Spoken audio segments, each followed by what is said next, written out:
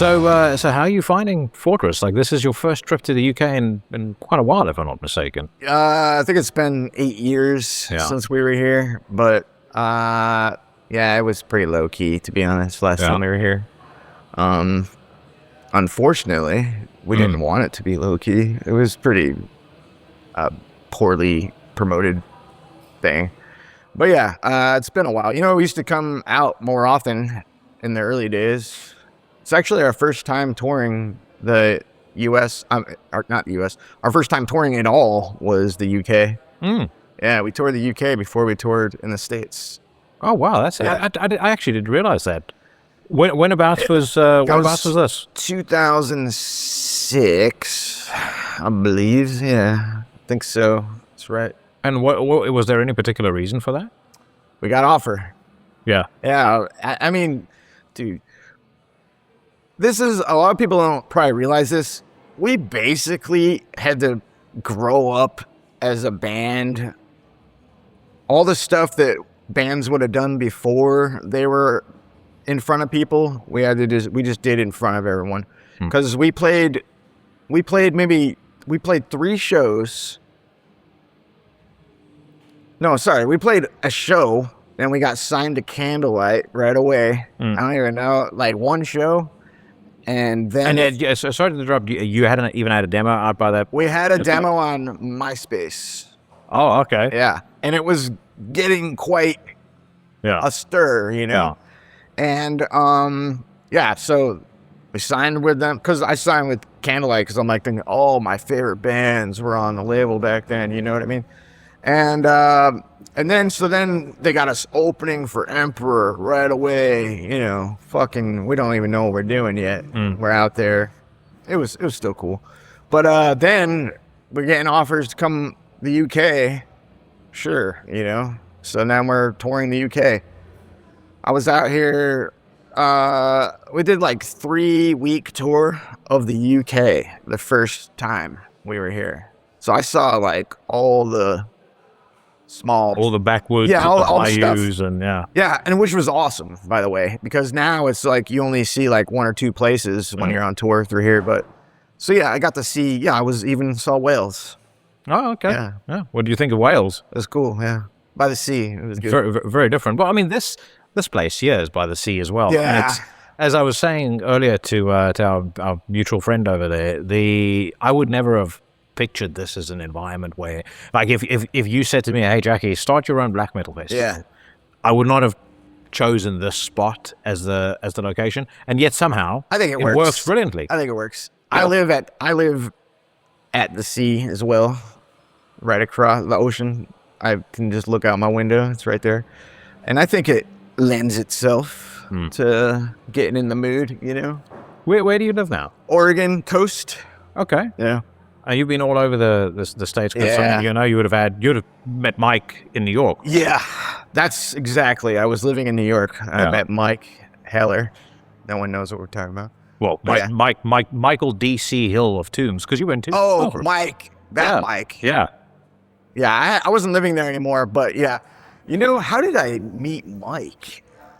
Oh, I was singing for this band Wolfhammer, and we were on tour with Tombs, and then I'm just like, he was cool. I was talking to him, and then he's like, "You want to play guitar with Tombs?" I'm like, yeah, you know. So then I did that for a couple tours, and Oh yeah, I've been all over the place. What was the US black metal scene like at that time? Because you kind of scratched at something that I wanted to talk to you about as well. I mean, just the fact that the first Abigail Williams tour wasn't in the US kind of speaks volumes to how black metal was viewed in the States at the time. Does it not?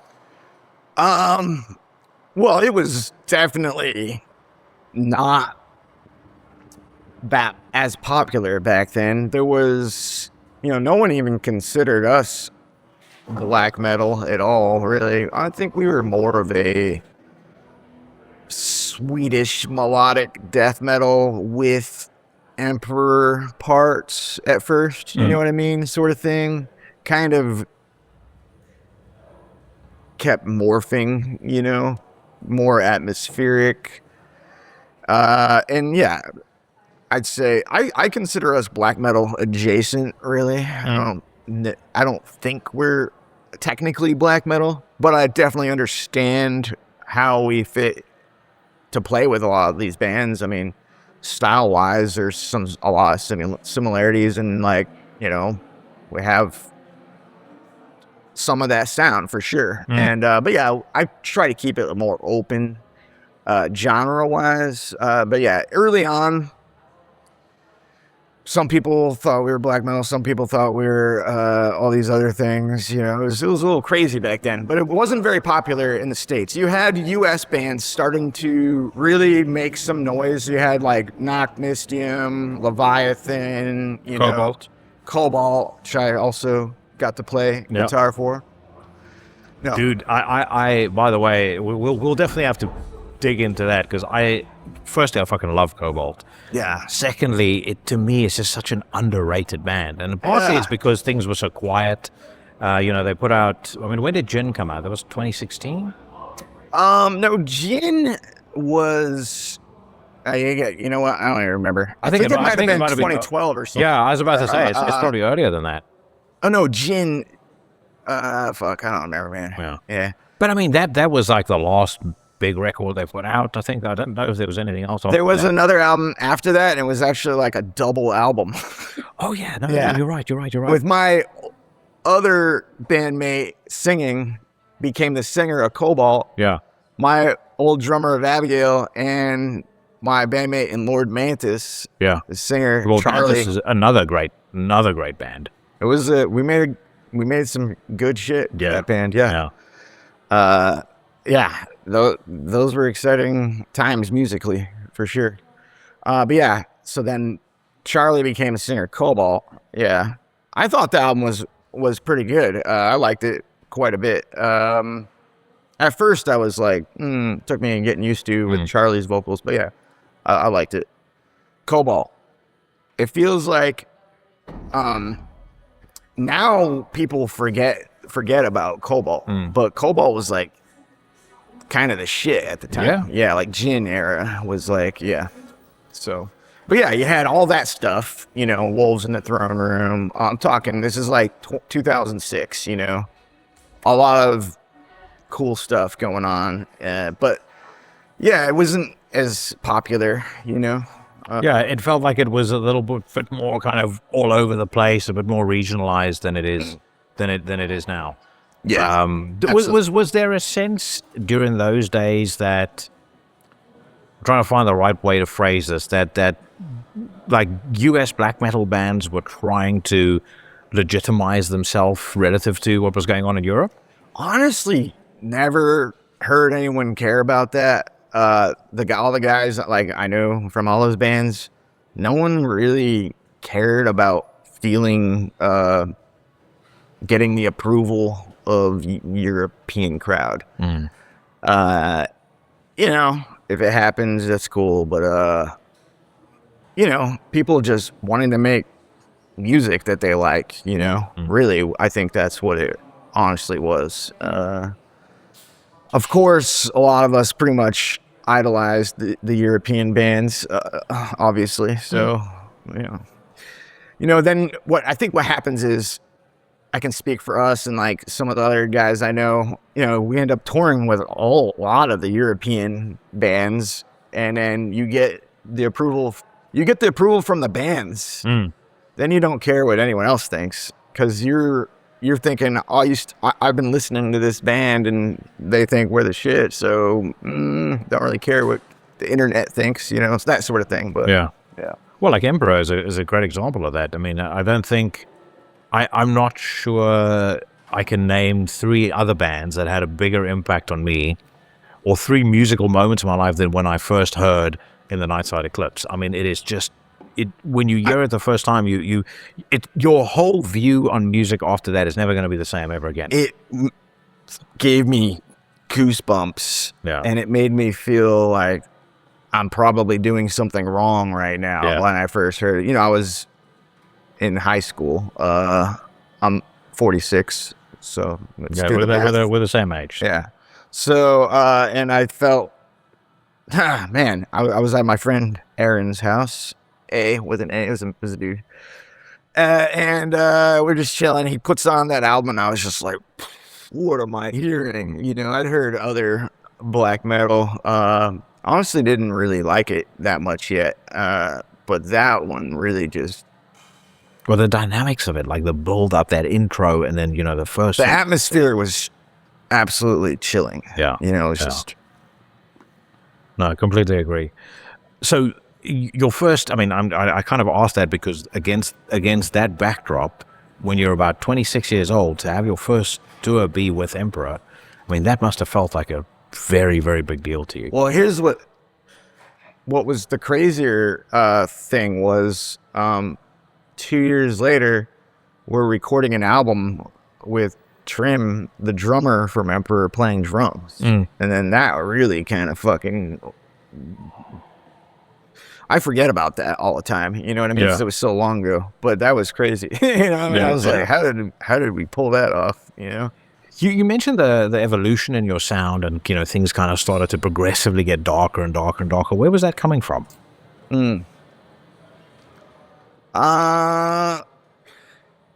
Yeah, it's a good question. You know, you're deepening life is hard. with Satan. Nah, definitely not.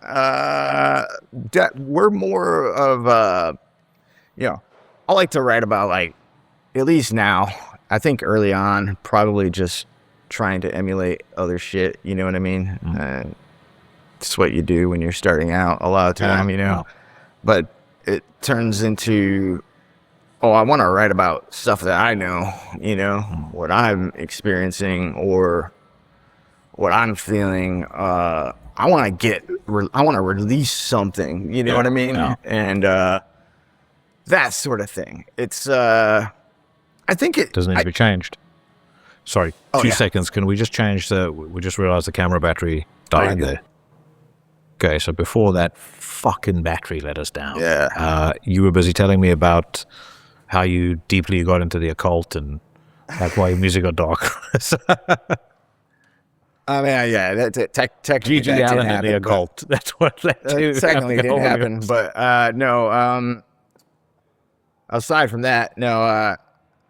I think what it is life is fucking dark, you know, and you know, especially when you're playing music, and especially when you're surrounding yourself with other people making dark music, you see death, you see your friends killing themselves, you see overdose, you see the worst stuff. And I mean, I think at one point it was just fucking overwhelmingly dark, you know what I mean? And yeah, so you're drawing on real life experiences. Not that you don't want those life experiences. No. Don't seek them out. It's not fun. Yeah. But yeah, and you're putting that in the music. You're just trying to put a mirror up, you know, and just you're trying to leave it on the table. You know what I mean?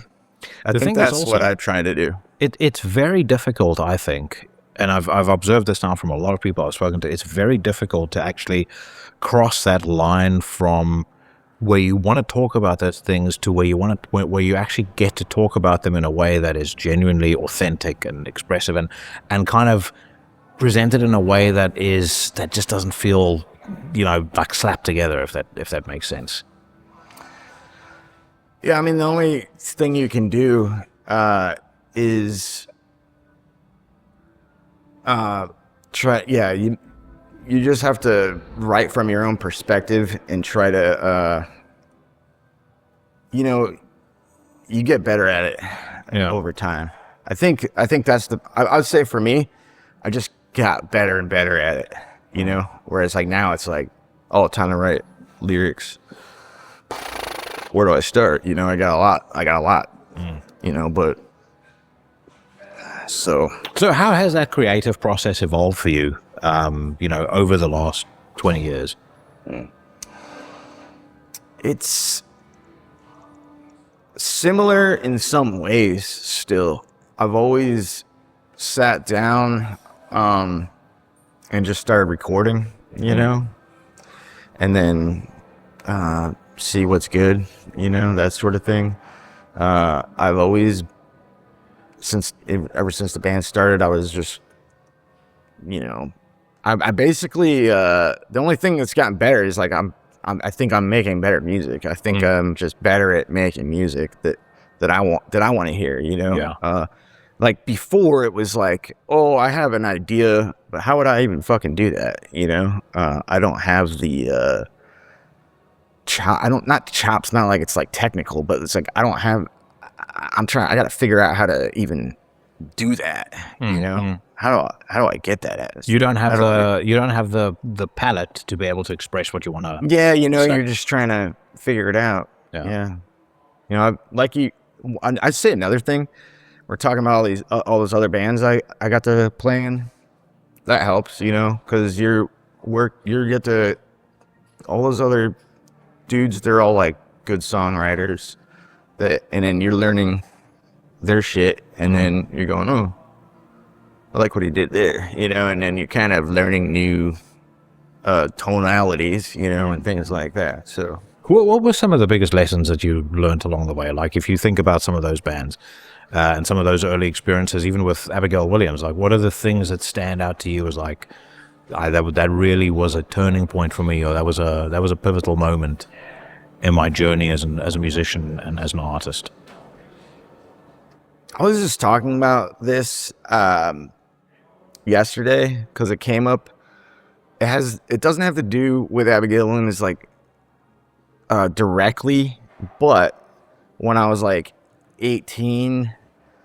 I was like working at a venue, and Fear Factory was sound checking, and their singer, they didn't know where he was, and Dino was, are there any singers in here? And everybody in the room knows me was like, Ken's a singer, and I'm like, oh fuck, you know, super nervous. I go up, and I'm fucking sound checking vocals for Fear Factory. I love Demanufacture, you know what I mean?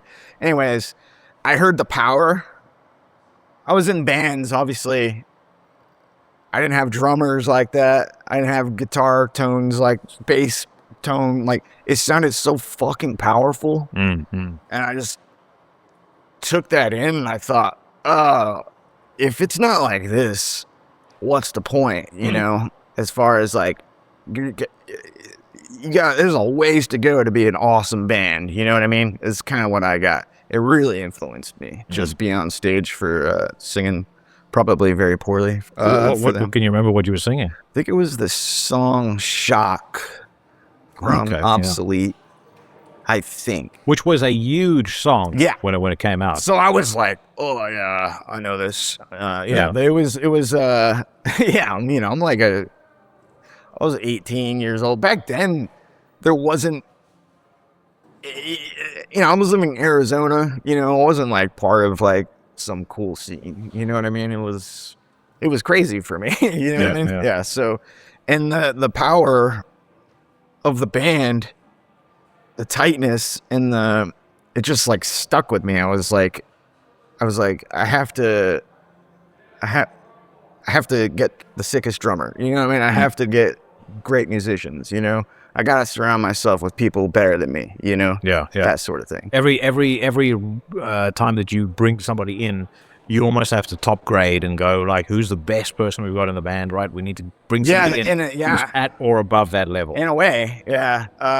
And you learn a lot from all these. I'm always wanting to surround myself with people that I think are like better at something than me, you know? Can learn a lot that way. Yeah. So you mentioned earlier about, you know, as a band, you guys you almost sort of grew up in the public eye. Yeah. What do you mean by that? I mean, technically, we probably could have just kept working on demos and figured out our sound, you know, before just throwing it out there like that, I think. Because here's what happened. Put out the first, you know, album, and it's like, oh, cool, we're basically just aping, like, Emperor and some, like, Dimmu Borgir, like, riffs, right? You know, it's cool. A lot of people loved it. People still love it today. A lot of people will say, "Oh, I don't like your other shit. I only like that." To me, it started to feel like I don't want to do that again. I don't want to like just. It doesn't feel honest. You know what I mean? I'm just being honest right now. I'm saying, thinking that back then, I was thinking that doesn't feel honest. Let's try to find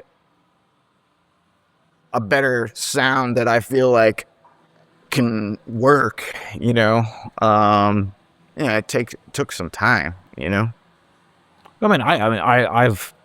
I have always wished I could start a band myself, and I think some of the stuff that you're saying, like I was sort of grinning when you brought it up, because every single thing I've ever written, I have always hated.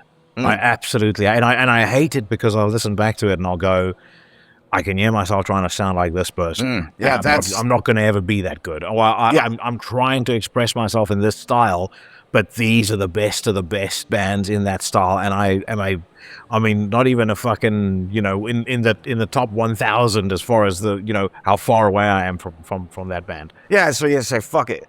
And, in my case, I just stopped. Like, I don't want to try and write music ever again. It could be frustrating. Yeah. So if we then bring that to our present point in time, A Void Within Existence, I mean, which is I genuinely felt the strongest Abigail Williams album I'd ever heard. Like, I did it. I've got a section on the podcast called the Weekly News Rant. Usually that's like going through new singles on Metal Storm, and one of the things that I heard was the first single that you guys put out off the album, and I was like, wow, this is like, it's so much more kind of fully formed, everything. Yeah, it just sounds like a more confident band. I think it's all in there. You know, it's like, all the things I like to do, I got them in there for the most part. You know what I mean? It's like I like to I don't want every song to sound the same. Yeah. That's a big thing for me. And, not calling other bands out, but sometimes you're listening to albums in the genre and it's kind of like, oh yeah, this song's fucking cool. And then the next one you're like, this is cool. It's pretty much similar, and then it starts to just be, I like to have like, go different places throughout the album. You know what I mean? And that one really, I think there's a lot going on, sound wise. It's just like, where does that come from? Because I think that that album dynamics, at least for a period of time, they became a totally lost art. Like, when I say album dynamics, I mean, like, we're the same age, so I'm sure we listen to a lot of the same music. If you listen to Master of Puppets, for example, you've got Battery, you've got Master of Puppets. That's what I'm talking about. Yeah, exactly. But the thing that should not be, you've got Sanitarium. Those are the first four songs. Yeah. They're all totally different. Yeah. And if you played 5 seconds of one, someone would recognize that straight away. If you took a lot of the death metal that was coming out in the 2000s, or even some of the black metal, if you played somebody 5 seconds of a song off of some of those records, not naming any names, people would be like, I don't know what the fuck this is. It sounds like X, but no one would be able to point to the song and go, yeah, that's that song. Yeah, you'd almost have to listen to the production. Oh, I know that sound, Yeah. But yeah, it's like, I don't know. I mean, obviously, we're really talking influences. Yeah, it goes back to Metallica and stuff like that. Like, when I'm really young and hearing stuff like that and thinking, I want to do that. Then you realize I can't do that. They've already done that. Number one. Number two, if obviously my first like high school bands were just like, like thrash, like wannabe, Testament like stuff, I'll say straight Testament worship. Yeah, like I got kicked out of my first band when I was 16 because they said, we like to write riffs like Metallica, but your riffs sound like Megadeth. And I was like, awesome. Yeah, that's cool. But yeah, that's just, I'll just throw that in there. Yeah. Special part of the Ken Sorceron lore. Yeah, I was like, I'm supposed to be upset about that. Yeah. Yeah. Well, you mentioned Testament. What a band to look up to. Yeah. You know, and a band that to this day is still putting out incredibly relevant, high level music. Like my personal view, I don't know where you stand, but I think the last couple of Metallica releases have been unlistenable. I hated the last Megadeth album. I heard that new Anthrax single. I thought that was atrocious. But, you know, when Testament put out something, like, you know, I'd say the most recent album didn't blow me away quite as much, but the album before, fucking outstanding. You've got Dark Roots of the Earth. I mean, Dark Roots of the Earth to me is like one of the best Testament records they've ever done. I think it's the latest Testament album. Like right off the bat, there's like blast beats and shit. Oh yeah, there's like black metal. Yeah, I was like, this is crazy. Yeah. You know what I mean? Yeah. But what's mind blowing is like just how good, like for example, how good Chuck Willie still sounds. Oh, He really sounds like if you think about what that guy went through health wise, and to still be performing at the level that he's performing, it's fucking unreal. Yeah, it's crazy. Yeah, it's crazy. Yeah. That is kind of something I think as an American musician to take a lot of pride in as well. You know, like there's a lot of pride in Norwegian black metal, for example. But I think when it comes to like the American, so many sick American the American icons. I mean, there is an unbelievable amount. Some of them not so relevant anymore. Yeah. But even like the ones that are still doing it at the highest level are just, I mean, absolutely outstanding. Well, yeah, when I was like younger and corresponding with European bands on the internet, you know, as people used to do, I'd be like, oh, you got so many cool bands over there, and they'd be like, oh, we're just trying to be like the bands that came from the U.S. back in the day, you know what I mean? Shit like that. It's like, it's just funny, you know? It's like, all right. So you were talking about kind of that big sound on stage and that power. How did you feel today's show went? It was good. We did have something quite crucial come unplugged. I know. Adapters. Because I was watching and I was like, oh, fuck, something has gone wrong. Adapters. Yeah. UK adapter. Yeah. It was a little slippy there. Yeah. Yeah, but I like some chaos, you know?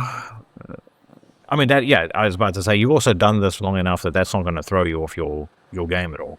No, I mean, I sang for the Faceless, and I've been through many nightmares like that. Like every single night of a tour, actually, in Europe, the last one I did, and I was just like, I still get some nightmares about it, really. But so what's the biggest?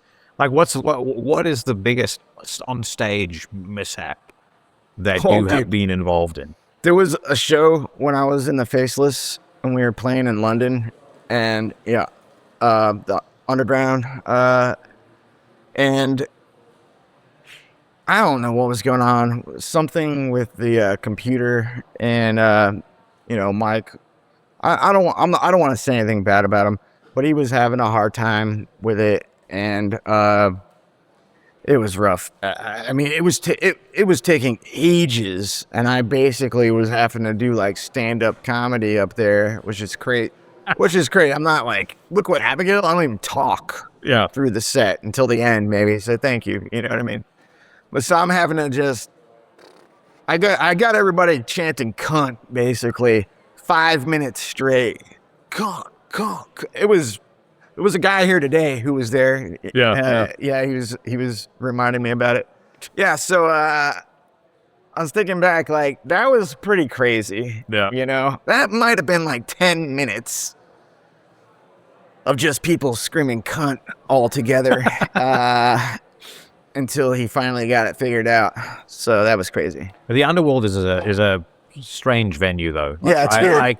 I've obviously never played there before. I stood side stage for Agnostic Front once, so I could see what was going up on the stage. But I mean, it's actually so fucking small up there. Like, I don't know how you. The stage is so small. Yeah, it's like, it goes back a bit, but it's like that weird shape. But I got fond memories of it though. It's like, because I remember our first tour over here, and we two tours got combined for the show in London, and we played with Necrophagus. So this is 2006. Necrophagus. Well, about to say another, only like they were only around for a brief period, but legends amongst legends. So I didn't even know I would ever see that band live back then. And then now we're playing the show with them. Yeah. Oh, talk about feeling like you're bad at your instrument. You know what I mean? I watched that and just what's the point? You know what I mean? Yeah. I'm very picky with that style, like tech death. I like a lot of different styles of music, but that's one of the bands that I was like, okay, this is the big deal. Tech death for me, one of the biggest problems with it is I don't like how quantized everything is. Yeah. That's what I liked about Necrophagus, though. Yeah, it was so tight, but you could hear some of the groove even in the riffing, and like it wasn't on the grid. I've talked to them about it. You know what I mean? They didn't. They weren't like editing that hard and stuff like that. Yeah, it was just normal punching in and stuff, which is cool. Just that, you hear that. There's an atmosphere on that album. You know what I mean? It's like relentless. At the time it was like.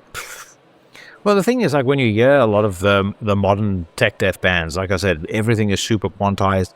Everything, because it's so overproduced and it's so slick, it just rips all of the life, all of the guts out of it. Like, I'm more of when it comes to riffs, like Matt Pike from Eye on Fire, that's a dude who can write riffs, but it's because it sounds like he picks up a guitar and just starts playing. It's like it's like it's like there's just like lightning. And that's how you make some of the sickest riffs. Yeah. Those type of riffs, that is how you make those type of riffs, is you just get it going, and you're hoping you're recording, so it's hard to remember the vibe sometimes, but he's a legend. Oh, yeah, no. And also one of the most interesting guys I've ever spoken to. I got him on the show inadvertently, I didn't directly ask him, but because I was asking him about different songs, because I'm such a fucking High on Fire nut hugger that when I had the chance to, I said, look, I'm not even going to bother talking, like, this is not going to be like a normal album. I just want to talk about my favorite High on Fire tunes, and I want the stories behind them. And I asked him about Ethereal, and he was so impressed that I was such a big fan of the song. He says, I really like it as well. And he actually starts belting out the chorus. I was like, I'm in fucking seventh heaven right now. So, I like that. I like that one as well. Oh, dude, what a track! You sat on this new album for quite a while, right? From what I had read, it was quite a difficult process to actually get the thing done and out. There was contractual problems. Yeah. So that's what it was. Unfortunately. Yeah, it just kind of went on and on and on. It was done in like 2021. Oh shit! Yeah. Okay, yeah. So that's a while. Yeah. Did people have to? Or did someone have to get made an offer they couldn't refuse to get this resolved? Yeah, I don't want to say anything bad about. I'm trying not to say anything bad about anybody anymore. You know what I mean? But it got hacked. I think part of it was, all right, you want honesty. I think part of it was me. I was being difficult. I wanted to get out of a deal. And then it kind of turned into a huge pain in the ass. Mm. You know what I mean? Looking back, I'm thinking, I probably shouldn't have done that, But, I had reasons, but it ended up really throwing things off. So when you kind of have a record like that done, you're sitting on the material, does your relationship with the music change at all? Like, are you somebody who will you finished the album in 2021, but it's midway through 2023, you're like, I just want to go check that song out again and maybe make some tweaks? I fucking just left it. I was like, I don't even want to listen to it until I got that stuff settled. Then I was like, I can send it to get mixed now, right? Yeah. And then I had to listen to it a bit, and I was like, as I'm trying to prepare the files to send to Dave Otero, mixed it. I had to, and I was kind of like, I would change a lot of things, but I didn't want to do that because I had already made it that way, and I figure this was the album, I won't fix any of my mistakes, I just left it. Yeah. But, I pretty much didn't like it by the time I turned it in. But then when I got it back mixed, I was like, "Ooh, yeah, I liked it." Yeah. So I was gonna say, is that when I told you earlier, it's like best thing you've ever done. I love it now. Yeah. When I was turning it in, I was just thinking it had a negative. Yeah, it's connected to so much negativity and I was just like, I'm kind of over it, And I started working on. I'm recording a new album right now. Yeah, you said earlier you was recording. You were recording drums, not to yeah. Yeah, Mike did the drums again. Yeah, and I just gotta. What I got left? Just some vocals when I get home. Yeah. And so, when do you think that might see the light of day next year? That's the plan. Yeah. And then you're spending a little while, because I know you're playing with. It was supposed to be later this year, but that's not going to happen. I'm just being honest. Yeah, it'll probably be early next year. Yeah. Early next year would make sense. It's a heavy traffic year. I was trying to go back to back, but shit happens. Yeah. That's preparing for this ended up taking more energy than I thought. So I was trying to finish it before this. Yeah. But, Are these the sorts of things that when they happen, does it ever get you to a point where you go, fuck it, I don't want to be part of the music scene, music industry anymore. I don't want to contribute to it all the time. Yeah. I say that like every day. I said that yesterday. Yeah. Today I'm feeling good, but this show was fucking cool, Dude, I got a love-hate relationship with this stuff. It's absolutely draining sometimes. You know what I mean?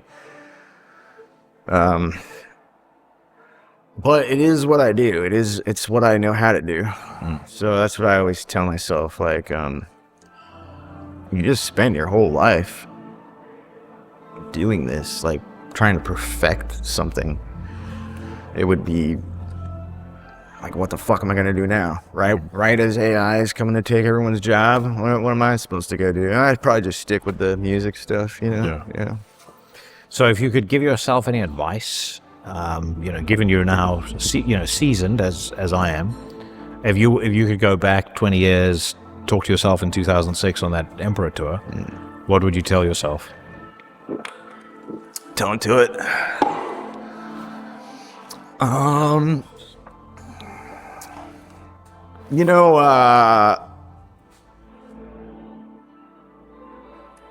lot of business stuff, really. So I was terrible with that stuff. I'm the worst. I like to make music. I like music.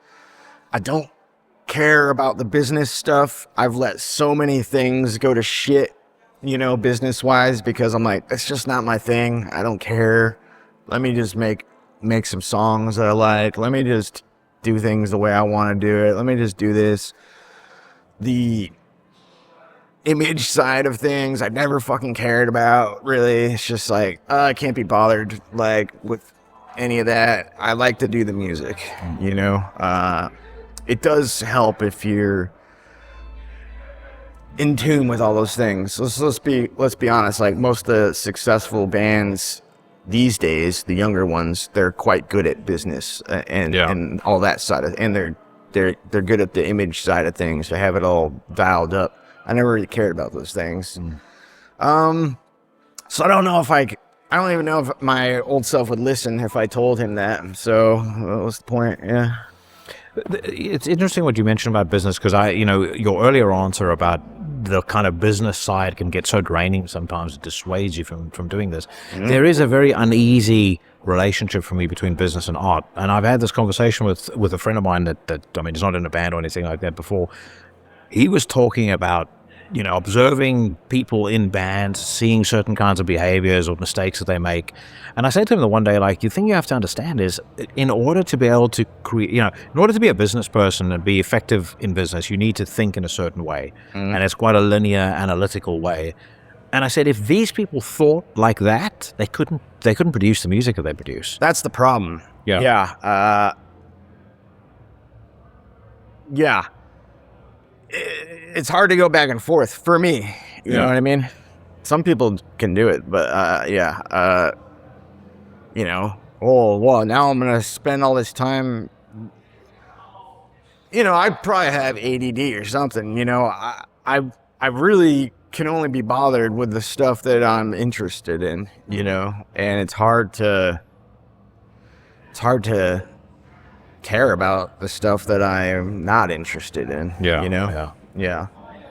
And I've left the business side up to other people in the past, gotten completely fucked, you know. That's also on me, I would assume. You know? Well, that is another problem in the music industry generally. There's a lot of leeches, and again, I look at it from a business perspective as well, because I observe a lot of people in bands who seemingly get the short end of the stick when it comes to, you know, how the money's divvied up, and you constantly look at it and you go, but if it weren't for you, that pie wouldn't be there. You know what I mean? No. You look at things like merch cuts at venues and stupid shit like that, and you go, surely if the band wasn't playing, that, you know, no one would be buying booze from your bar. So where the fuck do you get off saying that you have to, you know, I need to get a little taste if you're going to sell a few T-shirts? I'll just say they didn't take any merch cut here, which is nice. Well, no, that's true. Yeah. That's true. I mean, this is a very grassroots festival, which is what the things about it that's so awesome. They're really cool. Yeah. Yeah. Honestly, there's a lot of bands to take care of here, and they're really on top of it, I would say. Yeah. Yeah. Everyone is like very professional too. Yeah. Well, Ken, thank you so much for your time, man. It was great talking to you finally. Yeah. And like I said, Mike had said I should chat to you at some point, and all right. You did not disappoint. I love Mike. Yeah. I'll let him know that as well. Take care of yourself, my brother. You too, man.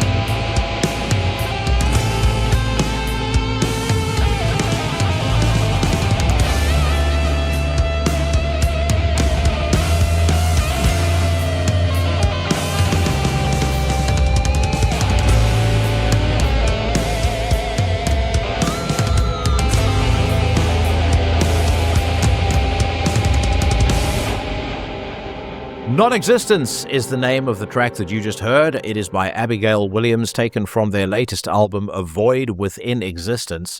And wrapping up my conversation with Ken Sorceron, recorded at this year's Fortress Festival. Mano a mano, I want to say a huge thank you to Ken for his time. And I also want to say a massive thank you to my very good friend Dominic at 3 Nation PR. He coordinated the whole weekend, helped me set up all the interviews that you've seen so far. I actually have 2 more in the tank. PG from Groza, and then the very famous photographer Christopher, a.k.a. Necro's Horns, a guy I've had on the podcast many times before. We recorded a really fun conversation at Fortress as well, and I'll do those over the next 2 weeks. So I've got a couple of other things going on at the moment that I will be recording imminently. But I think I'll empty the tank of Fortress Festival footage probably over the next 2 weeks, and then we'll kind of go back to standard StreamYard mode thereafter. But I hope you guys enjoyed that conversation. And as always, if you did like the music, if you've maybe been sleeping on Abigail Williams, now's your chance. Now's your reminder to head over to their Bandcamp link. Obviously, I'll post it in the description to the podcast. And if you buy yourself anything, you let Ken. If you buy yourself anything, you let Ken and the gang know who it was who sent you. Lots more to come, my friends. We've got well over an hour of the show left. And before we go any further, I think it's high time you all had yourself a taste of some unsanctioned filth.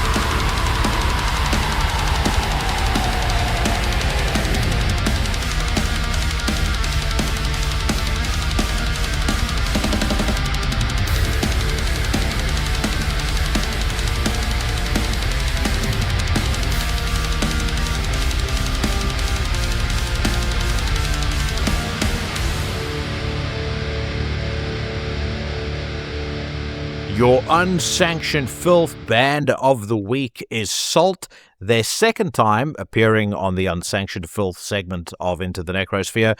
The last time that we checked in with them was upon the release of Consortium in Diaboli. That was a split EP that they did with Obsidian Shrine. Shout out to Obsidian Shrine. They're also a great band. Have also been featured on Into the Necrosphere. But there is now a new Solt EP out called The Millstone. You heard a song called Reversing the Course of the Sun taken from that EP. Fucking sensational band. And one that it absolutely boggles my mind as to how these guys aren't signed. But record company execs, AR men and women, if you're listening, the door is open. I'm pretty sure they'll be more than happy to have a conversation with you. When you head over and you tell them where you first heard them, you make sure you let them know that it was right here on Into the Necrosphere. Now, if you are in an independent or an unsigned band, I want to feature your stuff. Of course, it has to pass the smell test. It has to pass the famous Jackson listening test first. But you can reach out to me on intothenecrosphere@gmail.com. You can get in touch via the website, intothenecrosphere.com. And you can also drop me a line on Instagram, Facebook, or on X. And if I like your music, if it passes my exceptionally high standards, I'll feature it on the show right here on Unsanctioned Filth. You will go on to fortune, fame, glory, all of those wonderful things. And basically from that point, who knows what the future holds for you. If you are new to Into the Necrosphere and you like what you've heard so far, you might be thinking, how am I going to get through the rest of the week without drinking myself to death? Well, good news. I am a card-carrying member of a group of content creators that we don't all do exactly the same kind of thing, but it's near enough in a similar vein to keep you warm and giggly from Monday to Sunday. On a Monday, we have Horrible 666. That is hosted by Brandon Legion. This past Monday, he had Anastasia Elfman on the podcast, and she was talking about a possible sequel to her movie Forbidden Zone. Every Tuesday, of course, there's yours truly, Old Jackson, casting hexes and slaying posers right here on Into the Necrosphere. On a Wednesday, we got your first of 2 installments that come to you on that particular day. Everything Went Black, that's hosted by Mike Hill from the band Tombs. He had Paul Alessio of the band Restless Spirit on his show recently. Iblis Manifestations, that's hosted by Cheyenne from the band Trivax. Last week, he had a Iran-flavored episode. His guest was awesome, but I'm not going to attempt to pronounce her name, because I suspect I will end up embarrassing myself and her in the process. But take my word for it, the last Iblis Manifestations was a fucking scorcher. We also have on a Thursday Necromaniacs. That is hosted by Mike Hill once again. He is joined by Jeff Kashid, as well as many-time Weekly News Rant co-host, the Sheriff Mike Scandado. They review new and old horror movies. This week, they stepped into some controversy when they reviewed the movie Citizen Vigilante. So if you haven't checked out that episode yet, make sure you catch it. And then every Sunday, you got Soul Knox. That's hosted by another Into the Necrosphere Weekly News Rant favorite, the Sinister Minister Carl Hykara, and he takes you on a curated tour through the dark, the weird, the arcane, and the esoteric. Right now, my friends, if soy boy garbage like Grogvale is your idea of true black metal, then pull up your huggies, wipe the drool off your keyboard, and hit the bricks, because this is my Weekly News Rant. A roundabout for judgment. And hang them where the world can see. All right, my friends, as always, we kick off on metalstorm.net, finest metal news website in the land. One of the few that doesn't seem intent on delegating out most of its content to ChatGPT. If you head over to metalsucks.com, it's a different story. Things there look a little moribund, I've got to say. They have seemingly decided that the majority of their output should now be a really feeble, childish attempt at trying to be funny. As a matter of fact, let me share it with you so that you can see.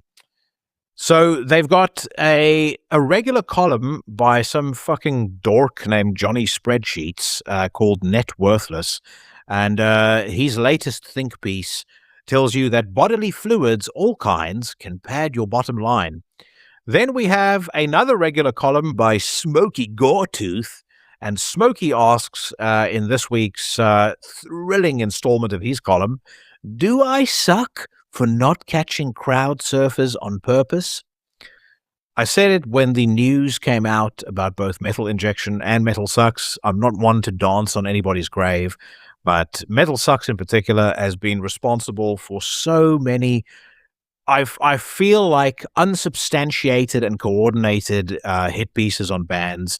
Their moral grandstanding and all their fucking bullshit makes me sick to my stomach, and I personally cannot wait for the day that they shut up shop.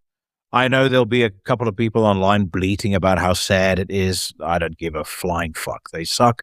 They always have. Okay, on to some music. Rune Magic deliver a new single. I'm going to give that one a skip, and I will give it a skip because in the format that we follow for the Weekly News Rant, where we listen to a song for 2 minutes, there's no point listening to that new single because I know for an absolute fact that it's over 13 minutes long. What I would say about Rune Magic is kudos to them for being busy boys. They've put out 3 albums in 3 years. Beyond the Cenotaph of Mankind, that came out in 2023. Cycle of the Dying Sun, that came out in 2025. That's actually an album that really opened my eyes to them. Did so on this very news rant, as a matter of fact. And then this new one is called After Chaos Nocturnal Vigil. I'll definitely give that a proper listen, but as I said, not really for this format. What will be for this format, though, is the new single by Silvertomb. So it says here, US Doomers Silvertomb announced the release of their second full-length installment, The Interpretation of Nightmares. That is coming out on November the 13th, 2026 via Steamhammer. Just in case you've been living under a rock, Silvertomb features Johnny Kelly and Kenny Hickey, both formerly of Typo Negative. That makes this of instant interest to me. So let's hear what No Way to Live sounds like.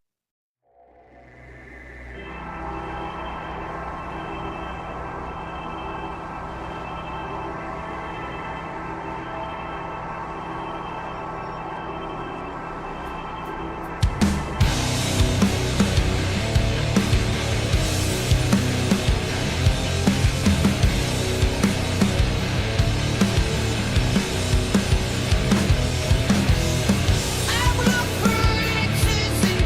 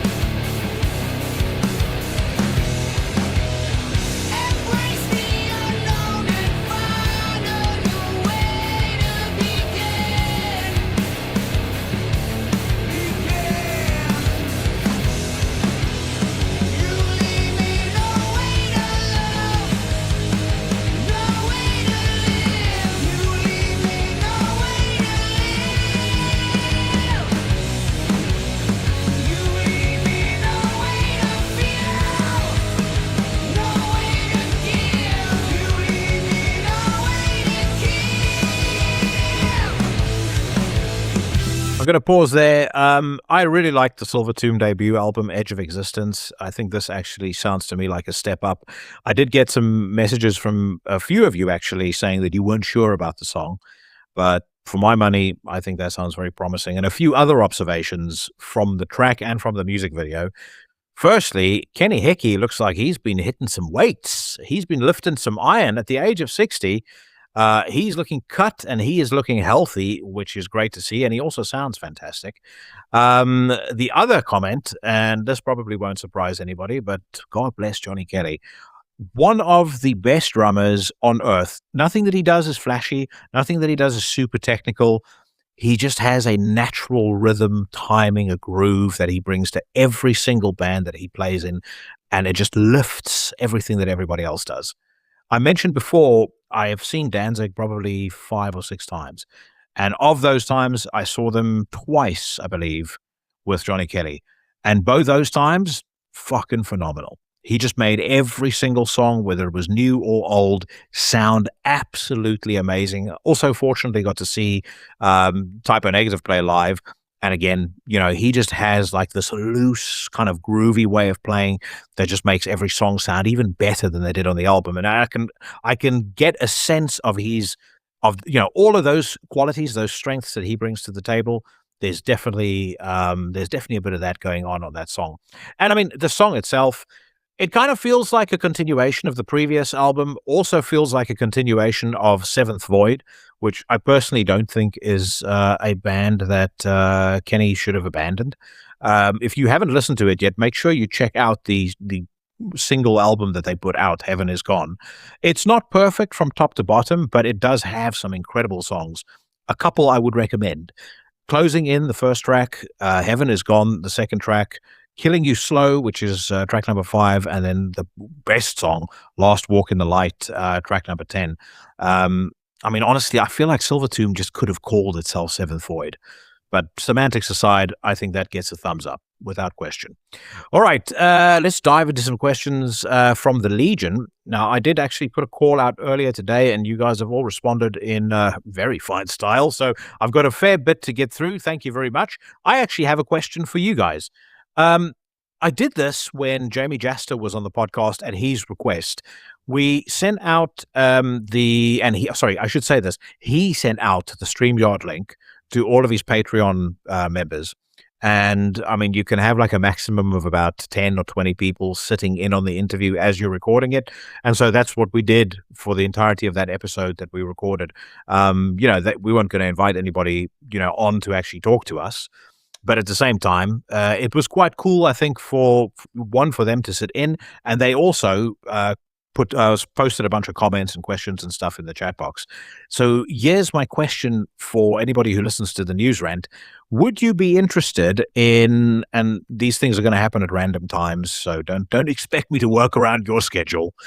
But when I record the News Rant, if I were to post on Instagram that this is the StreamYard link, sit in if you want, and you guys can comment, you can post questions and things like that in the chat box as we're doing it. I'm not going to start a Patreon, so you're not going to be charged any money of any kind to do this.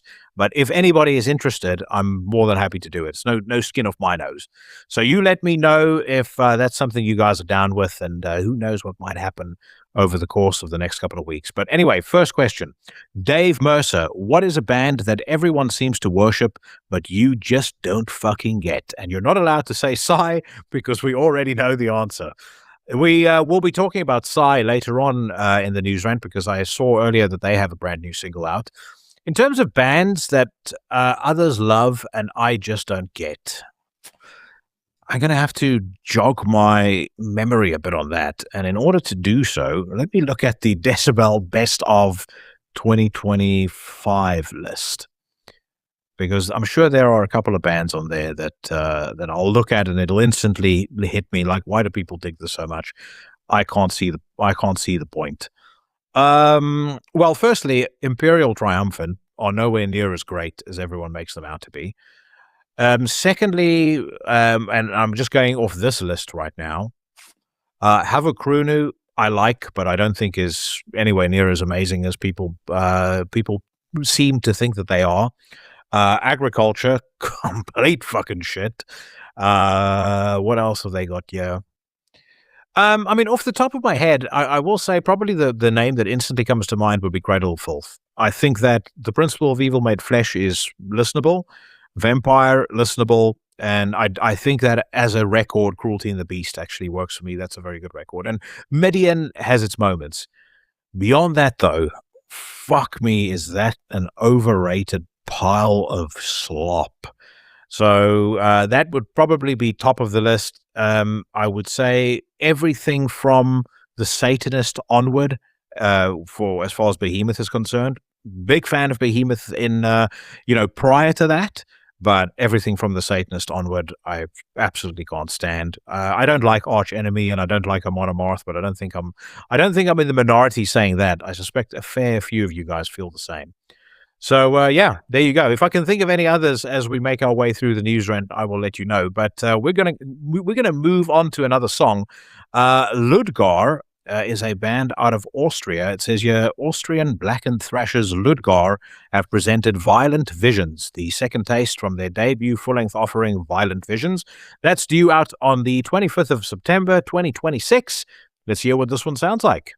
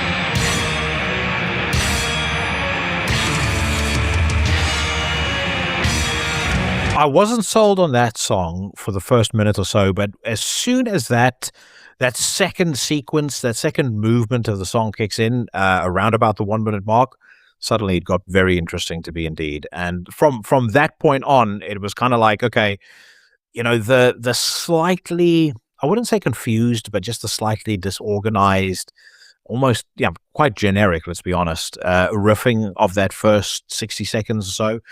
It was almost like that was building up to that part after the 60-second mark as the payoff. And when it lands really, really well. And it does feel like something that I would want to check out and, with a bit more attentive listening once that record gets released. So not ready to give it a thumbs up, but I'll give it a, sparked my interest. Maybe we can have that as like the tier between indifference and, thumbs up. It sparked my interest. Anyway, let's check out another question. As a matter of fact, let me take a gander at what's come through on Instagram, because I'm recording this on a Sunday afternoon, and I actually put out the question request earlier today. Jay McGuire, 1985. Have you seen that UK EM Records Facebook page revealed the new Werewolves album, You Are Weak and You Know It? Yes, I do. A little naughty of them because Werewolves hadn't actually announced it, but they have. They actually today announced the vinyl release, and they announced, they actually showed the album cover. Obviously, no new singles. I can reveal that I may or may not have heard the new album, and unsurprisingly, it's fucking excellent. It gets released, according to them, on the 9th of October this year. And you can basically mark your calendar for that one. Without giving the game away, it is absolutely excellent. Nolan_Death Cult. Do you think black metal has actually produced any genuinely classic albums in the last 5 years? Or are we mostly listening to polished versions of stuff that was done better 20 or 30 years ago? I think that we have most definitely had a couple of classics. Now, there's probably different levels of what you would deem a classic. Have we had something in the last 5 years that is going to have the influence that In the Nightside Eclipse had, or that Philosophy had? Definitely not. But have we had albums that I think will stand the test of time and that we'll still be listening to in 10 years from now? Undoubtedly. Top of that list, Ruim, Black Royal Spiritism. Then I would say both of the albums that Krallice put out, Melano and House of the Black Geminis. I would say probably the last Primordial record fits into that category for me as well. And then I would definitely chuck in one of the Panzerfaust Sons of Perdition chapters as well. Maybe chapter 2, I would say. That will be the one that will potentially be a record that I think its legend will grow as time progresses. But I mean, top of my head, immediately, those are Krallice records. They if I had to choose one band out of all the ones that I mentioned, I'd say Krallice is the one that's at the top of the list. And the interesting thing that validates what I just mentioned now, I've had a couple of Norwegian black metal dudes from the old guard say to me, like, they regard, when they look at new music, they see Krallice as being one of the bands that kind of really carries the torch for the old school and carries the torch for the old ways, for the old traditions. And I do agree with that. But I think what Nas has done exceptionally well is he has kind of dragged that into the 21st century. And he has added, sorry, why am I fucking stuttering and stammering like an imbecile today? He has added his own unique touch and his own unique feel to all of the music, and I feel like he's taken the sound forward as well, rather than just have a band where he's kind of looking back at what was done and playing what he listened to when he was growing up, if that makes sense. Anyway, Dave Mercer earlier asked us about, or mentioned, Sigh, so let's get into this new single. It says here, Japanese metalers Sigh have just shared a new single entitled Umpu Tempu, the first single to be taken from their upcoming new studio album Gokar. That comes out on the 4th of September via Peaceful Records. Apparently, this one features none other than the legendary Michael Ackerfeld from Opeth. I don't know whether he does vocals or plays guitar or what, but let's hear what it sounds like.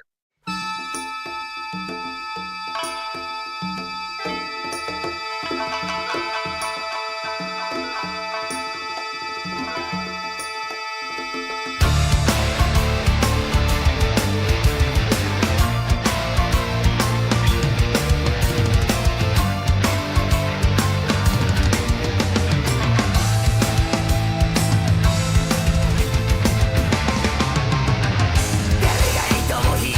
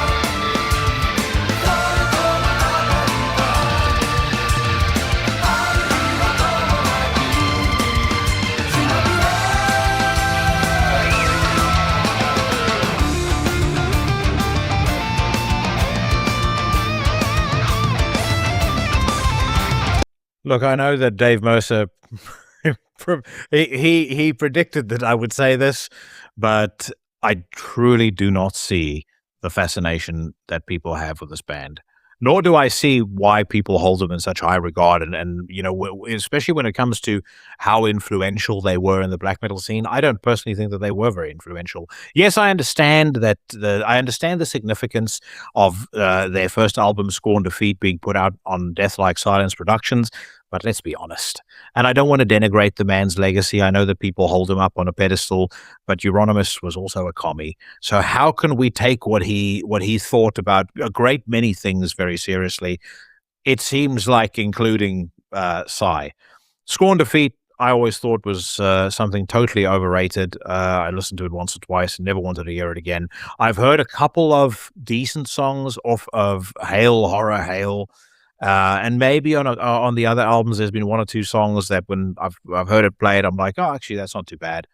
But what we just listened to now, if you think that's black metal, then I would instantly say you and I don't listen to the same style of black metal, or certainly our definitions of what is black metal are not aligned in any way whatsoever. Secondly, I would say if you enjoyed what you just heard now, then I also hope that you're enjoying those baby metal vinyls that you bought, because it's about as edgy as baby metal. It's stuff where you could play it with your mom in the room, and she might start bopping her head, tapping her toes, going, "Wow, that sounds really good, Jackie. I'm so glad you started listening to some decent music, not all that screaming and growling and all that crazy stuff. This is much better." So. Fucking Brown Down, the brownest of brown downs. As a matter of fact, I actually don't have a swirly this week. I think Sigh should be swirlied for how fucking abysmal that song was. Might be the only one that feels that way. It's very likely that I'm going to get a deluge of how can you say that in the comments box. Feel free to do that if you're that way inclined, but fuck me, I think that sucks. Right. On to another question. Grind Your Mind 77. Not my usual type of question, but with all the deaths in metal and its subgenres, do you feel the weight of your mortality? That's a fucking heavyweight question to be asking me, but the answer in short is yes. I hate growing old. I hate seeing everybody that I used to love and listen to, and as it turns out, obviously you saw the news this weekend about Vincent Pastore, Pussy Pompancero from The Sopranos. He passed away over the weekend. I just hate seeing all these people die. I'm also very aware of my own mortality because my wife is 15 years younger than I am, and now that we've got a baby on the way, I feel like I've got skin in the game, and I owe it to her to live a healthy lifestyle and a quality lifestyle into my old age as much as I possibly can. So without getting too sentimental on you, yes, it does remind me of my own mortality. I fucking completely hate it. I hate getting older, and I remind myself every single day that anything can happen. There's so many people that, like I've mentioned before on the show, that you're friends with on Facebook, or you're even friends with day to day, and then all of a sudden you see messages start to fly around, or you get a phone call, you get a text message, such and such happened to this person. Oh my God, did you see the news about him? And the door is shut, the chapter's closed. And I find that to be very disconcerting. Grind Your Mind also agrees. He says, I'm not saying call everyone you know and tell them you love them. More a case of, do you find yourself taking stock of things? I think, sorry, that's actually part of the question. Yes, I do. I absolutely do, every single day of my life. And I do find as I get older, I become way more of a hypochondriac as well. Let's do another question before we listen to some more tunes. What is the most overrated live band you've ever seen? Not a bad show on one particular night. A band everyone tells you is incredible live and you've never understood why. That was submitted by Tom Richards. Shit. Who would I put into that list? Look, I didn't like them really when I went to go and see them, but I did go and see Slipknot. And this was years ago, like 2002, and I just thought this is the biggest load of fucking bollocks ever. I couldn't understand why people were so infatuated with them to begin with. the youth crying in the audience about how wonderful it was. I couldn't get. There we go. Actually, I'll throw another one your way. Anathema. I saw Anathema when they put out, what was the album? I have to remind myself now. And this was at the London Astoria. It would have been about 2000. It was 2003, 2004. Shortly after A Natural Disaster came out.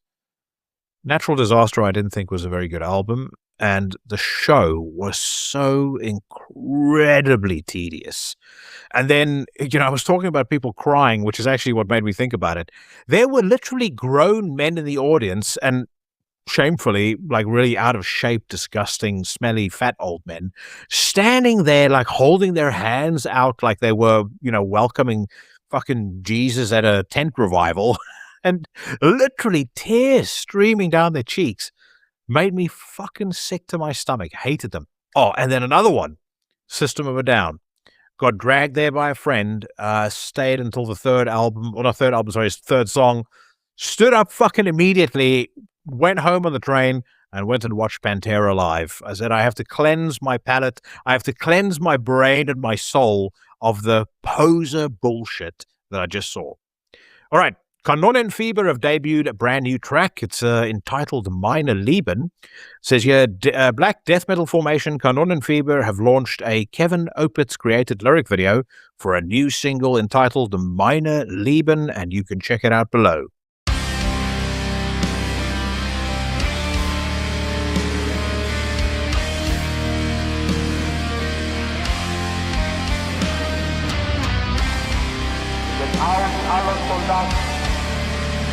Darf man Kampf Freudigkeit und Sieges zufolgen. Bewundernswert auch die Helden des Niederlandes, die spielen Fulda, Igor und Krieg, und Krieger geliebt und verloren haben, Bürger, die letzte Angst und Sorge und ihre Verwandten. Jetzt mal Frieden geben, halt die ganze Nacht schon wache, Kanonendonner auf voller Front, so dass ich kein Auge zumache, vom Schlafen ist die Rede, schau das zu fressen hab ich, warte stets auf die Pakete und auf neue Nachricht, Josef soll fleißig lernen, damit kommt auch was von mir, seine Noten machen mir Freude. Es geht noch immer laut, diese Nacht werden wir geheult, doch es geht noch ohne uns, so bleiben wir verschont.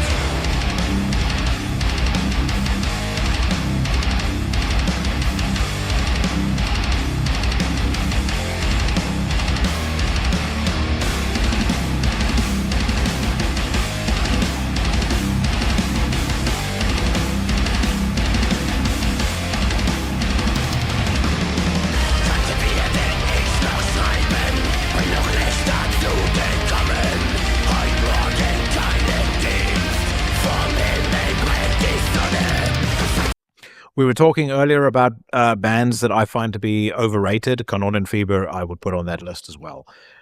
I know a lot of people love them, and I have said before, when I saw them play with Panzerfaust about 2 years ago, they put on a very good show. I have to hand them that. And based on the strength of the show, I totally understand why they are as popular as they are, but musically, they just don't bring a lot to the table. Nothing that I haven't heard before, 1,000 times over, done way better. I think if I was 16 years old and I heard this for the first time, I might go, man, yeah, that's really interesting. But, in terms of stuff that has just been rehashed, this just sounds like a rehash of hundreds, if not thousands, of black metal albums. So from that perspective, thumbs down. Again, respect to them for what they have achieved entirely off the back of their own efforts, their own work. It is really cool when you see them live, and they've got, they don't have a lot of props, but they've got some props, they've got some lights.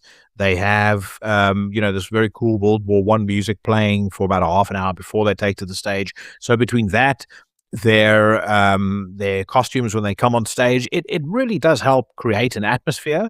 And from that perspective, like I've said before, I can see them being one of the bigger names in black metal in the future. Once the old guard hangs up their guitars, there is no doubt in my mind that Kanonenfieber could be one of the bands that you might see headlining a Beyond the Gates or something like that.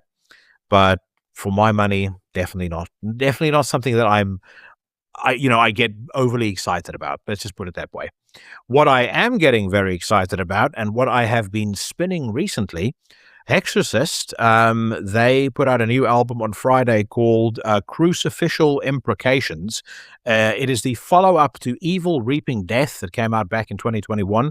It features Gene Palubicki, formerly of Angel Corpse, now of Perdition Temple and Malefic Throne, and good God Almighty. It is face-ripping badassness from start to finish. The album is about 8 songs, has a lot in common with Angel Corpse, and probably older Morbid Angel, maybe like early Slayer. But fuck me, do they do it well. Without saying anything that'll spoil the record for you, let me just shut the fuck up and just say, go at once when you're done listening to this episode of the podcast. Do yourself a favor and listen to it. That album came out on Invictus Productions. It is highly recommended, and it immediately flew into the Contenders list for the best of 2026. Also on the Contenders list for the best of 2026, the new Chamber of Unlight. That album is called Avernus. It is released on Werewolf Records, a naughty-warty record label. Chamber of Unlight, in case you don't know, features a who's who of Finnish black metal greats, at least as far as I'm concerned. Spellgoth from Horner. He's on keyboards. You've got Infection from Behexen, Bythos, and Nigel Drapas. He's on guitars. You've got LRH on drums. He's from Bythos. Forgotten Horror, Horner, Nigel Drapas. You've got, who else here? Leper on bass. He's from, I was going to say True Black North. I know there is somebody from True Black North in the band as well. Ville Markkanen. He's actually from Anti-Human Industries, which a couple of you guys have asked me about. They've put out a record called Accelerated Death Impulse, which I really like. And Ville is also the bassist for Horner. So basically, Chamber of Unlight. He has a bunch of guys from Horner, a bunch of guys from Behexen, mostly all badasses, and shockingly enough, the album is fucking great. It's maybe a little bit more on the what could I say? A little bit more on the atmospheric side than Horner, but there's still enough grit to keep you happy. And then there's another band that I discovered recently. They just put out a new EP, and the EP made me go back and check out their last album, which for some bizarre reason I slept on in 2025. The band is called Hammerfilosofi or Hammerfilosofi, which is I think how you pronounce it. They have an EP out called Secundus Adventus, but the real thing I've been spinning a lot is their album that came out on October 31st last year on Osmos Productions. That record is called Signum. Holy fucking shit. Why I didn't pick this up when it came out, I have zero idea, but trust me, it would probably have been top 15, if not top 10, had I done that. It's funeral mist style black metal, but with plenty of Norwegian flair thrown in for good measure, and probably a bit of like almost. I saw somebody on YouTube describe it as crust punk. I don't necessarily agree with that, but there's maybe a little bit of a crustiness to the vocals. Either way, fucking outstanding. Comes exceptionally strongly recommended. And something that I'll also say, just as we're talking about contenders for the best of list of the year. I have now got on the short list on the 2nd of August, so bear in mind we've got a couple more months to go. I've got 31 bands or 31 releases, and of those releases, man, there's at least 25 that you would be hard pressed to say how good is something going to have to be to displace that album on that list. So I feel like 2026 has very quietly turned into a hell of a year for extreme music. One more question. Actually, I had a good one from our buddy Dave Berardi, aka Razor Eater Metal on Instagram. He says, who would you love to have on the podcast that is not a metal artist? If we're talking about musicians, Trent Reznor, Josh Homme from Queens of the Stone Age, Chelsea Wolfe, Emma Ruth Rundle. Those are four that I would really love to speak to. Outside of metal, literally give my left toe to speak to Stone Cold Steve Austin. Childhood hero of mine, so why not? So I'd love to have him on. There's a couple of wrestlers that I would love to speak to. I would really, really like to speak with Bret the Hitman Hart. I'd love to have on Chris Jericho. I think Chris Jericho and I think would have quite a lot to talk about and potentially a fair bit in common. By the way, myself and Cheyenne are going to be attending the Inside the Ropes show, just on the topic of professional wrestling, the Inside the Rope show with Kurt Angle in September. That's happening September the 27th to the 29th. So, very, very excited about that. Don't ask me anything about modern professional wrestling, though. I know that it was SummerSlam over the weekend, but I feel like the WWE has become so completely unwatchable that I barely even try. Before I wasn't watching, but I was always keeping up to date with what was going on. I don't even do that anymore. I just feel like without Vince there, it's not the same, and it never will be the same. And my feeling is, as things are going right now, it'll eventually die a death, and professional wrestling will be this blip in time that 70-year-old codgers like me will tell their grandkids about. I mentioned before that Dying Victims Productions was doing some good stuff, and this is the band that I was talking about when I said that. Critical Defiance out of Chile. They've put out or are about to put out a new album. It's called Rivers of Blood, and they've got the title track streaming here. The album, just so you know, comes out September the 25th. Let's hear what it sounds like.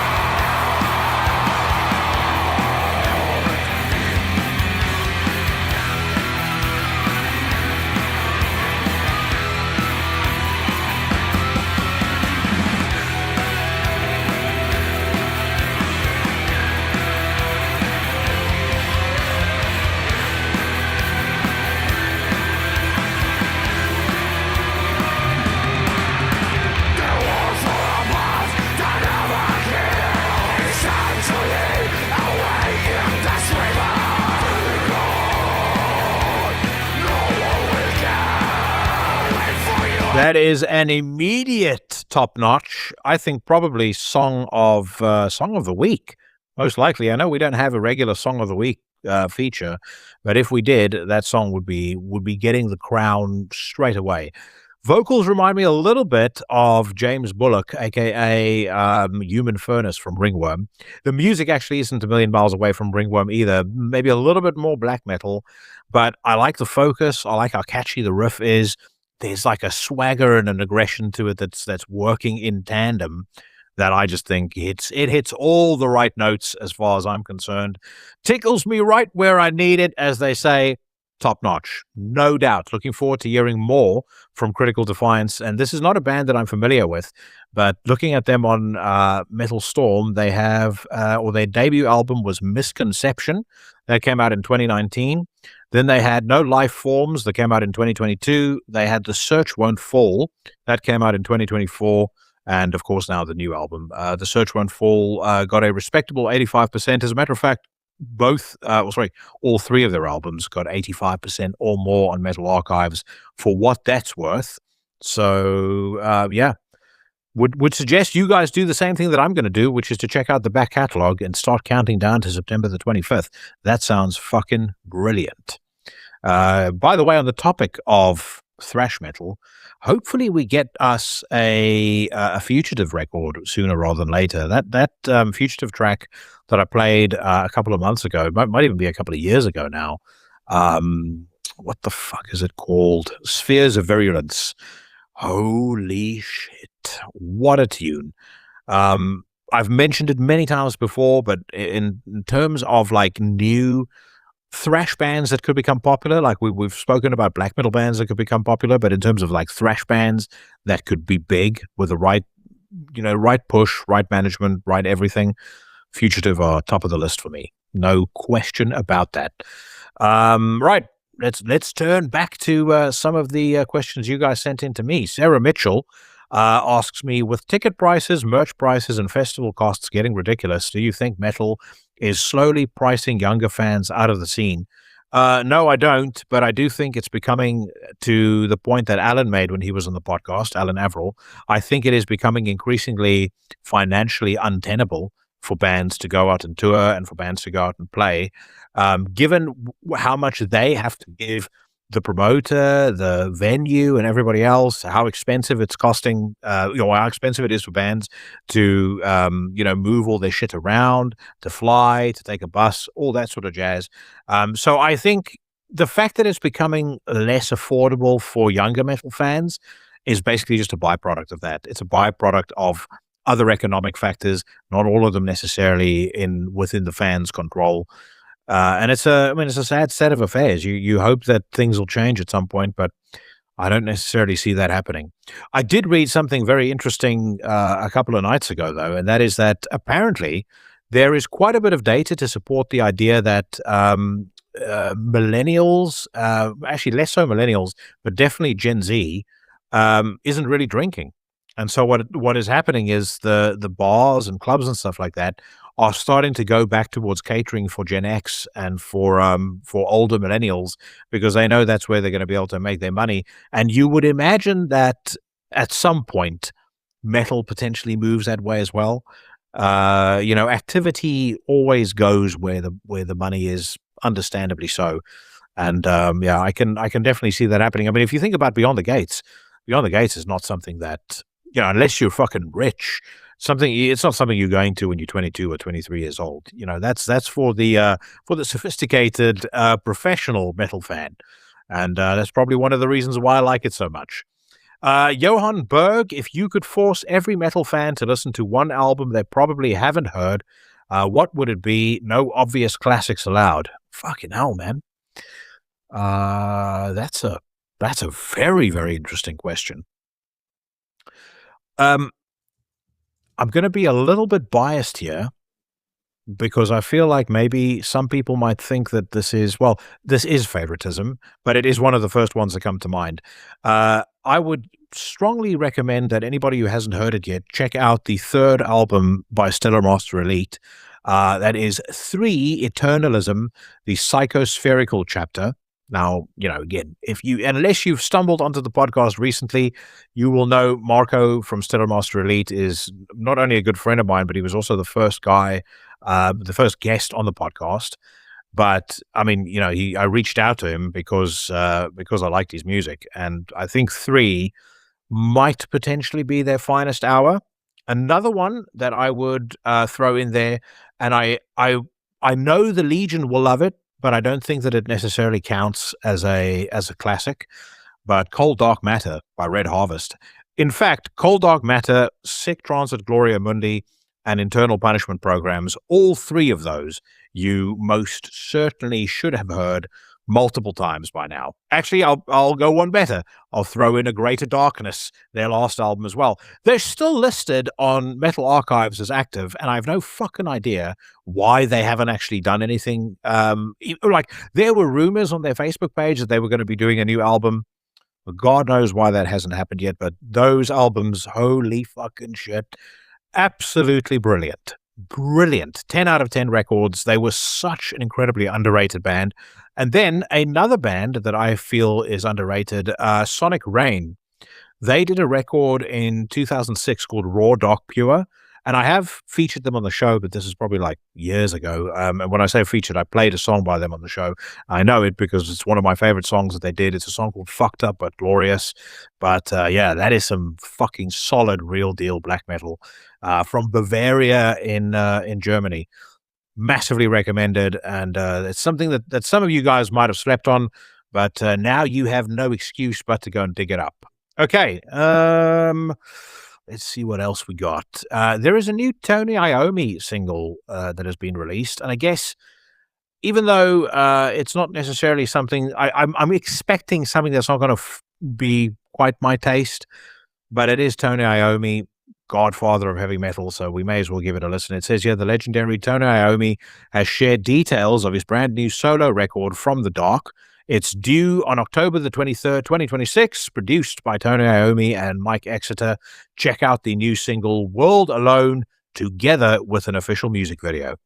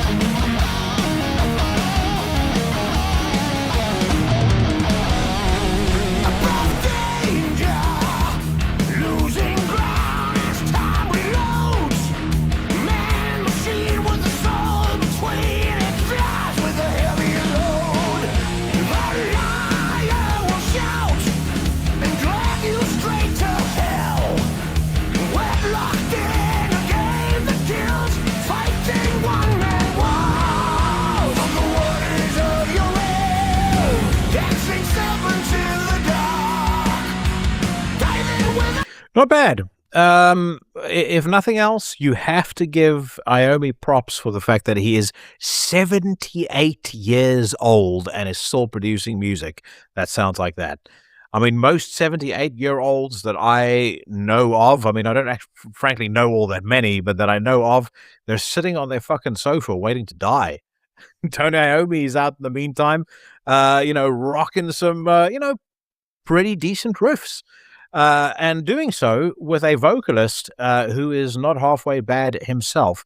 Jorn Lander is his name, and apparently he has been on Iommi's radar ever since he sang at the final Heaven and Hell concert at the High Voltage Festival in 2010. He's done a bunch of stuff, apparently, including Jorn, his long-running solo band. Master Plan is the name of his other band. Arc, Avantasia, The Snakes. He sounds pretty decent. Reminds me slightly of Ronnie James Dio, which is why I guess it shouldn't be any surprise that he performed at the last Heaven and Hell show. By the way, if you want to check out an album that a lot of people slept on, that I could not recommend more highly, The Devil You Know by Heaven and Hell. Oh, fucking... I mean, forget about it. You know, we were talking about Sopranos earlier. The Devil You Know is one of those albums where you just say, listen to The Devil You Know, forget about it. Same deal with Dehumanizer by Black Sabbath, by the way. I know I speak a lot about that album, but that is my favorite Black Sabbath album. And my favorite Ronnie James Dio vocal performance is on that album as well. It's a ballad called Too Late. I mean, it just shows you how otherworldly that man was. Back to this song, though, I'm going to give this one a thumbs up just on the basis of nostalgia.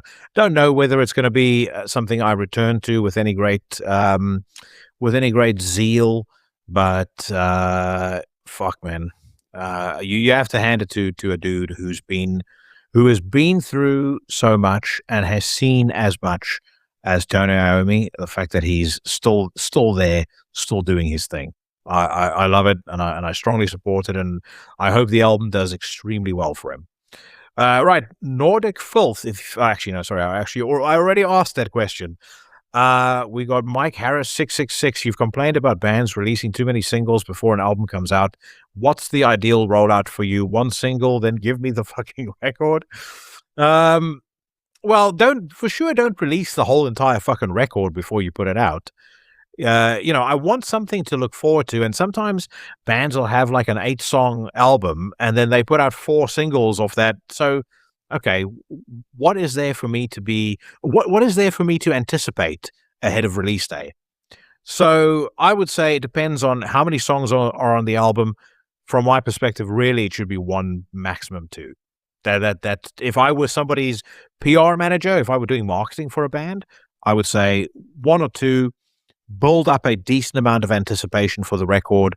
Make sure that those are 2 that are fucking absolute bangers. And that's it. That's all you need.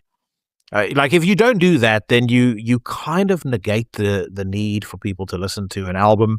And I know that when you talk to a lot of people nowadays, they'll all say, well, we're not going to do an album again. We're going to do EPs, or we're just going to put out singles going forward.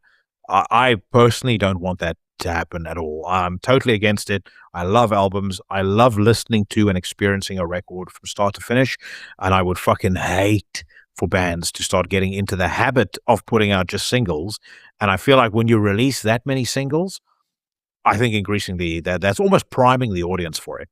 Because I would love to see the data on whether more singles or less singles equals bigger sales. I don't know if there's data like that that's been published, but it would be very interesting for me to see that. Right. Anders N666. What band have you changed your mind about the most over the years? Either something you used to hate that finally clicked, or something you loved that you now think is actually a bit shit. One that I didn't like that finally clicked was Watain. And that was on the last album. I would still say I'm not as huge of a Watain fan as some of my friends. I mean, you talk to Drugoth or you talk to Cheyenne. I mean, they fucking live and breathe that band. They can't get enough of them. But the agony and ecstasy of Watain, it really did turn my head on that band.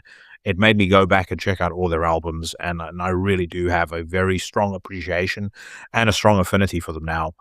And then a band that I now think is a bit shit. I actually remember saying one on a news rant a couple of weeks ago, but the name escapes me now. It'll come to me at some point. But good question either way. And as I said, keep those questions coming in. You don't have to wait for me to put a call out on Instagram. You can drop me a line on the website, intothenecrosphere.com, or just hit me up on Facebook or on Instagram. And if if it seems like a decent question and you're not asking me about my dick size, then I'm more than happy to answer it.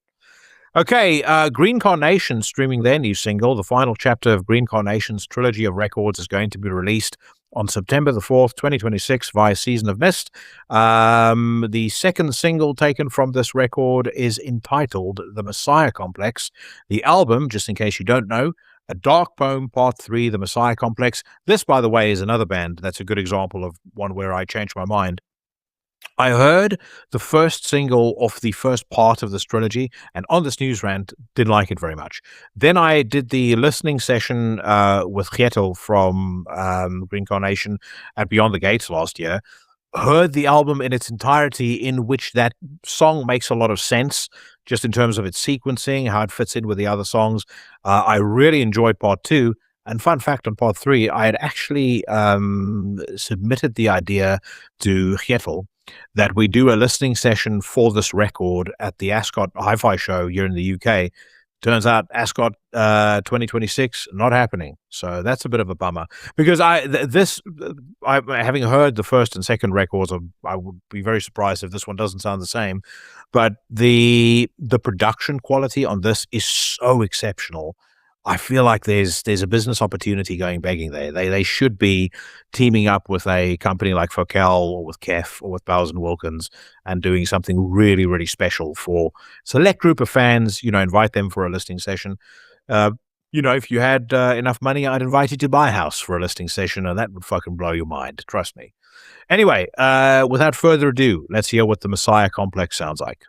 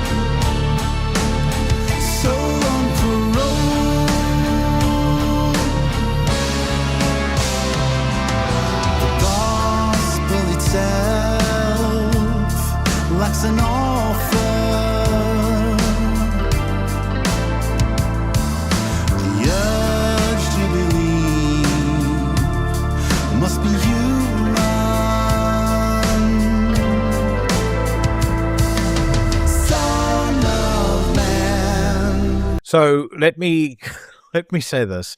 I know there are a lot of members of the Legion that probably did not like what they just heard. I do really enjoy it, though.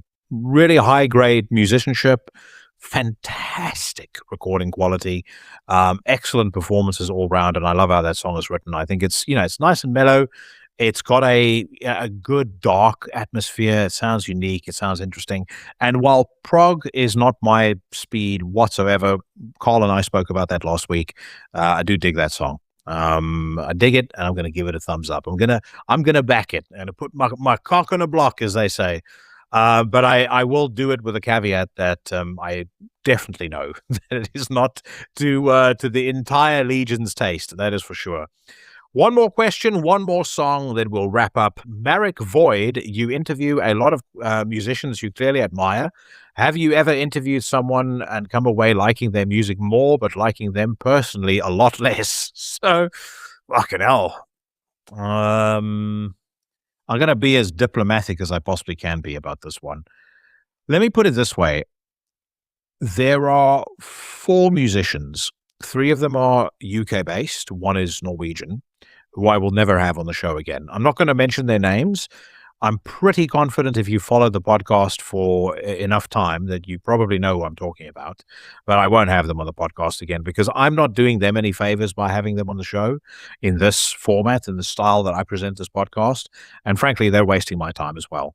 I wish that the podcast was big enough that I could, in the case of at least one of those conversations, have hit pause and said, look, this isn't working. I don't want to be an asshole. Thank you for your time, but it will not benefit you, me putting out this episode, because it won't present you in the best possible light. That's kind of how, and I know on one of them, you guys know what I'm talking about there. Again, I'm not, I'll leave it as a mystery just in case you're new to the podcast, but there's one where I didn't like it, didn't want to put out the episode. I did put it out and you guys ended up really enjoying it. I still get good feedback on it for some reason. But I wouldn't have those guys back on. It's not that they're bad dudes. They're just not very good conversationalists. And on a podcast like this, you do kind of need the gift of the gab a little bit, or at the very least, you need to understand that, you're here to promote to promote what you do. And I'm giving you a platform to promote that in whatever way that you want. I don't, sometimes I see online people say that there was one guy on Metal Warfare that made it seem like I had compared myself to Joe Rogan or that I wanted to be Joe Rogan. That's actually not the case at all. I got the idea from podcasts like the Joe Rogan Experience, but I also got the idea from the Metal Sucks podcast. I got the idea from Jamie Jaster's podcast. I got the idea to do a long-form conversational podcast, but as far as my own personal style is concerned, I feel personally, and you guys tell me if I'm wrong, but I feel like my style is a lot more like Chris Williamson or Chris Van Fleet, the guy that does a pro wrestling podcast, a very good pro wrestling podcast. And definitely over the last couple of years, and I'd say in the last maybe 12 months in particular, I have really learned to get out of the way of the guest and kind of ask the question, sit back and let's see what the guest has to say, rather than trying to keep the conversation going at a steady pace, because I also understand that my pace and other people's pace isn't quite the same. So I try and reflect the energy and the pace and the vibe of the guest a lot more than I think I was doing before. All that aside, you still do need to be able to make a conversation coming onto a show like this, and I find it odd sometimes when I have when a record label or a PR person presents me with somebody. And you get that person on, and in the back of your mind, you're going, why the fuck did they think that you would be a great guy to handle press? So, but again, I'm not going to slate anybody, but I would say for those 4 people, one of them I genuinely like, and I think is a tremendously nice guy. But I wouldn't have them back on the show. Is there somebody who I ended up liking a lot less, but liking their music more? I had a very bad experience with Chris Barnes when I was writing for Chronicles of Chaos. He was terrible to interview. I had an atrocious experience with Scott Ian from Anthrax, another guy that was, I don't know whether I caught him on a bad day, but he was full of himself. He came across to me like a guy with delusions of grandeur. But again, I also have to see it from their perspective. I spoke to Scott Ian that night because I interviewed him, and then I went for dinner with him and the rep from Nuclear Blast who had set up the interview. And Scott mentioned at dinner, that he had done 250 interviews for that particular release, for that particular album. So I totally understand that he wasn't interested in hearing me ask him any questions, which again comes back to how and why I do the podcast the way that I do it. I go out of my way to try and give bands an experience that is different to all the other slop that they're going to end up participating in as well. I don't have a list of questions prepared. I'll have notes. So it's like sometimes you'll see me when I do the in-person interviews, I'll have notes with me because I don't I've got a very big screen. So I can check on certain things. I can fact check myself as I'm speaking. I can always self-produce when I'm doing this on StreamYard. But when I'm doing it in person, it's a little harder. So I have to have notes and stuff on my phone. And it's also so that, especially when I'm doing it in a forum style setting like I do at Fortress, I don't get lost and get stuck. That's a morbid fear that I have. But for the rest of it, there's no prep. There's no agenda that I go in with, nothing, as I've said many times before. So, Merrick Void, I know that was a fucking long way to answer a short question, but, hopefully you got from my answer what you wanted. All right, one more tune, and then we wrap up. Krallice have announced a brand new full-length. Says here, Krallice have unveiled details and a first single in regard of their new LP announcement. Fuck knows who wrote that. Dubbed the Scour Order. It was recorded, mixed, and mastered by Marston at the new Menegroth, the Thousand Caves. The new offering will see its release on September the 18th, 2026, through Profound Law Records.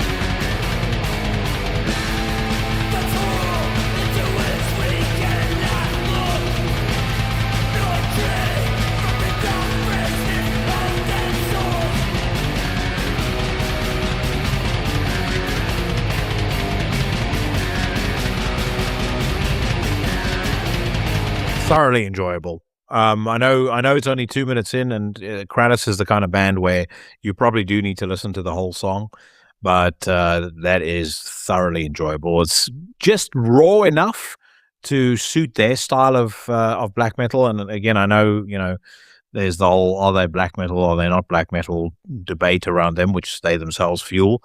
But this, to me, at first listen, feels like a step up from Inorganic Rights, the album that they put out before.